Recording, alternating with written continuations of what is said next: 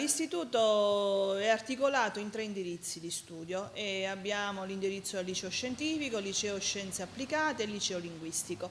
Sono 3 indirizzi che offrono un'offerta molto variegata agli studenti che decidono di iscriversi in questo liceo e che avranno in seguito la possibilità di poter affrontare in maniera molto positiva e favorevole il percorso anche all'università.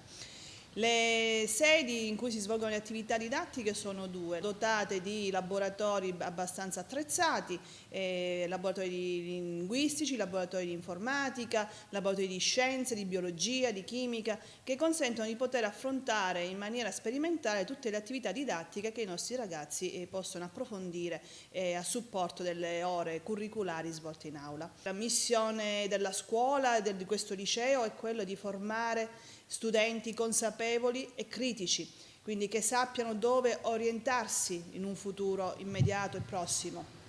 Saranno sicuramente studenti che avranno acquisito da noi le competenze e le abilità necessarie per affrontare il mondo di domani. Tant'è che nelle nostre attività previste nel piano dell'offerta formativa triennale sono previste tantissime attività anche in orario pomeridiano che si aggiungono a quelle curriculari, a quelle ordinarie. In orario pomeridiano non abbiamo mai visto soste. La scuola è stata frequentata come in orario curriculare anche di pomeriggio e questo ha fatto sì che i ragazzi vivessero la scuola come la loro seconda casa, quindi c'è uno stato di benessere che loro avvertono perché la scuola offre questa accoglienza anche in orario pomeridiano.